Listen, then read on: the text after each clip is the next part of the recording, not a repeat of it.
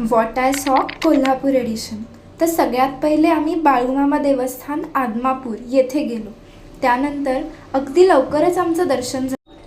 मग आम्ही हा रंकाळ्याचा व्ह्यू बघत ज्योतिबाला निघालो. त्याआधी आम्ही MTDCमध्ये उतरलो. तिथून हा सुंदर व्ह्यू दिसत होता, अगदी मनमोहक होता. त्यानंतर आम्ही ज्योतिबाला गेलो. तिथे तर सगळा गुलालच गुलाल. तेथे सुद्धा आमचं दर्शन अगदी लवकरच झालं. मग आम्ही तिथे बसून आजूबाजूचा परिसर निहाळला. खूपच मस्त होतं इथे. तर हा इथला बाहेरचा परिसर. आणि आम्ही मंदिरात गेलो तर इतका पाऊसच आला. मग आम्ही तिथल्या शाहू महाराजांच्या कार्यालयामध्ये गेलो होतो. इतकं सुंदर आणि मस्त कार्यालय. आतमध्ये शाहू महाराजांच्या प्रतिकृती होत्या. मग हा बासुंदीसारखा चहा पीत आम्ही तिथला व्ह्यू एन्जॉय केला.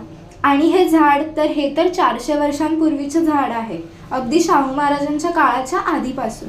मग आम्ही पुन्हा निघालो. जवळजवळ 150 किलोमीटरचा प्रवास आहे. म्हणजे कोल्हापूर मध्य स्थानकापासून ते ज्योतिबापर्यंत 50 किलोमीटर. आणि मग तिथून पुढे परत रिटर्न येताना 100 किलोमीटर. असा आमचा पहिला दिवस पूर्ण प्रवासातच गेला. फक्त ज्योतिबा आणि बाळूमामा हे 2च देवस्थान झाले. बाकी इथला व्ह्यू तर इतका मस्त होता. दोन्ही साईडला शेतं दिसत होती, ऊसाची खूप सारी शेतं होती. आणि एक गोष्ट सांगायचीच राहिली, ते शाहू महाराजांचं कार्यालय 150 वर्ष जुनं आहे.